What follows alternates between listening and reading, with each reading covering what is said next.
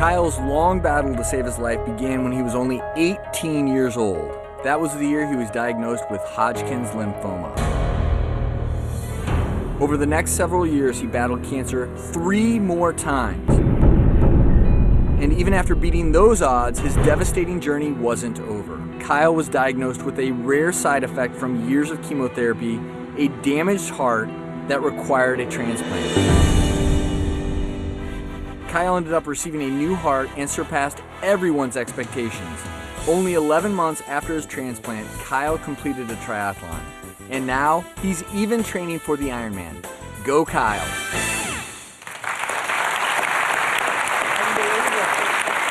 Well, today we're talking about the real-life stories behind organ donations, and you just saw Kyle's story.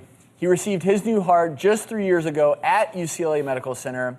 We're lucky enough to have you here with us today. Thank you for being here. Oh, thanks for having me. Oh my gosh, and I admire your spirit. I mean, you're just embracing life like you got a second chance.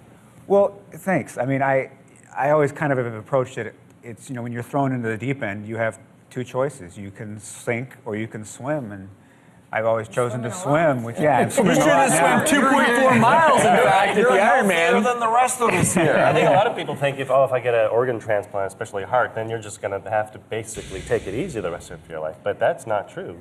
You know, I kind of thought the same thing, that I was going to really be limited post-transplant. I mean, that the medications are going to rule my life and that things were going to be limited. But obviously, it's worked out differently. I was happy to be wrong. You know Kyle rather well, right? Absolutely. These gentlemen are an important part of your life, yes, right? Yes, that is my surgeon and my cardiologist. So yes. So kudos to you as well for making this possible, and Kyle for inspiring anyone out there who's on the organ waiting list or anyone who's obviously thinking about becoming an organ donor. It's not futile. There's hope, and you are showing people that. Yeah, sometimes that tunnel is long and dark and scary, but there is a light. There's a light there at the end if you just hang on long enough to get there. Well, good luck in the Ironman. We'll be watching. Thank you.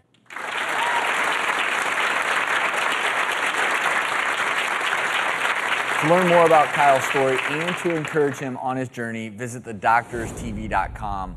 Coming up next, you've waited long enough. We're revealing which one of our heart transplant patients received the call they've been waiting for.